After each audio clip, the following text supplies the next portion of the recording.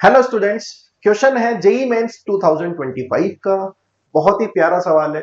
Question में आपको बोला है कि ClF3 का आपको मोस्ट स्टेबल स्ट्रक्चर ड्रॉ करना है और इसका स्ट्रक्चर ड्रॉ करते वक्त जो भी number of lone pair electrons होंगे उसको आप n कंसीडर कर लीजिए, जो कहां प्रेजेंट होते हैं, इक्विटोरियल पोजीशन। उसके बाद जो n की वैल्यू आपके पास आएगी तो आपको यह बताना है कि इनमें से जो आयंस है यहां पर किसके पास वही n की वैल्यू।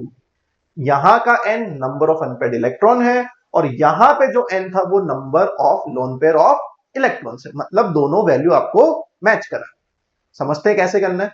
तो सबसे पहले ClF3 का जब आप स्ट्रक्चर बनाएंगे तो ClF3 में Cl के पास आउटर मोस्ट शेल में कितने इलेक्ट्रॉन होते हैं बेटा? 7। अगर इलेक्ट्रॉन को हम कैलकुलेशन में देखें तो 3 इलेक्ट्रॉन आपके फ्लोरीन के साथ बॉन्ड बनाने में चले गए हैं, 4 इलेक्ट्रॉन रिमेनिंग है, वो आपके पास इक्विटोरियल पोजीशन पर 2 लोन पेयर आ जाएंगे। क्लियर है?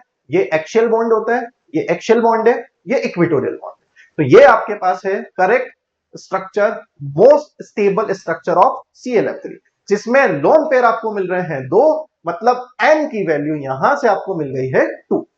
बात समझ में आ गई? क्लियर हो गया? उसके बाद क्या करना है, A B C D E में जो आयंस है यहां पे आपको नंबर ऑफ अनपेड इलेक्ट्रॉन्स बताने हैं और नंबर ऑफ अनपेड इलेक्ट्रॉन्स कितने आने चाहिए? 2। वही आपको ऑप्शन चूज करना है। तो वन बाय वन हम डिस्कशन करते हैं। सबसे पहले हम बात करेंगे V+3, मतलब वेनेडियम पे +3 चार्ज है।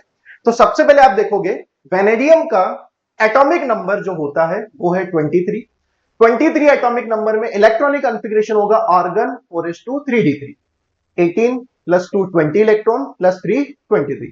अब +3 चार्ज का मतलब 3 इलेक्ट्रॉन आपको इस कॉन्फ़िगरेशन से रिमूव करना है। तो हमेशा आपको याद होगा कि इलेक्ट्रॉन हमेशा रिमूव होता है आउटर मोस्ट शेल। क्लियर है? तो इलेक्ट्रॉन जब आउटर मोस्ट शेल से जाएगा तो यहां पे 2 इलेक्ट्रॉन है, तो 2 इलेक्ट्रॉन 4s2 से जाएंगे। अब मजबूरी में एक इलेक्ट्रॉन रिमूव करना है 3d से। तो फाइनली आपके पास V+3 का कॉन्फ़िगरेशन क्या रहेगा? Organ 3d2। अब आपको पता होगा कि डी में आपके पास 5 ऑर्बिटल होते हैं।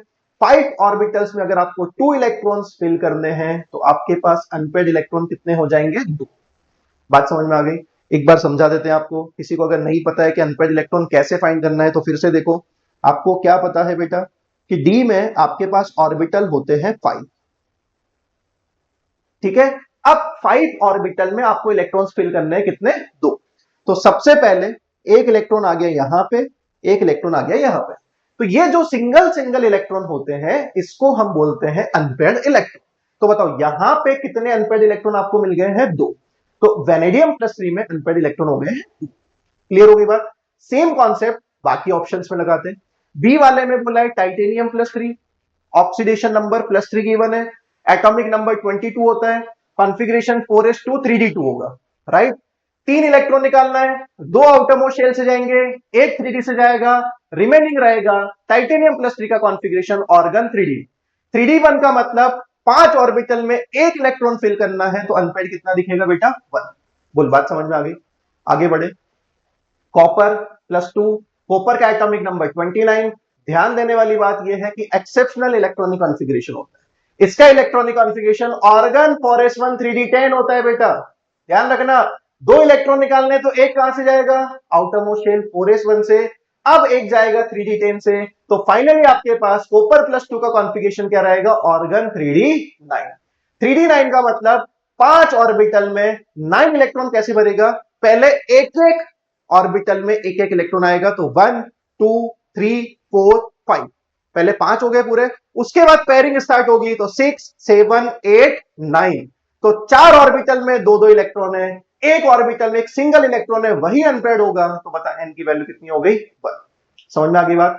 सिमिलरली निकल का एटॉमिक नंबर 28, 4s2 3d8 होगा, 2 इलेक्ट्रॉन आउटर मोस्ट शेल से चले गए, आपके पास बचेगा ऑर्गन 3d8। 5 इलेक्ट्रॉन एक एक आ गए, 6 7 8। अनपेड कितने बचेंगे? 2। समझ में आया? लास्ट में टाइटेनियम Z22 होगा, इलेक्ट्रॉनिक कॉन्फ़िगरेशन 4s2 3d2 होगा, 2 इलेक्ट्रॉन निकालने, 4s2 से जाएंगे, फाइनली बचेगा 3d2। 3d2 मतलब आपके पास अनपेड इलेक्ट्रॉन हो गए 2।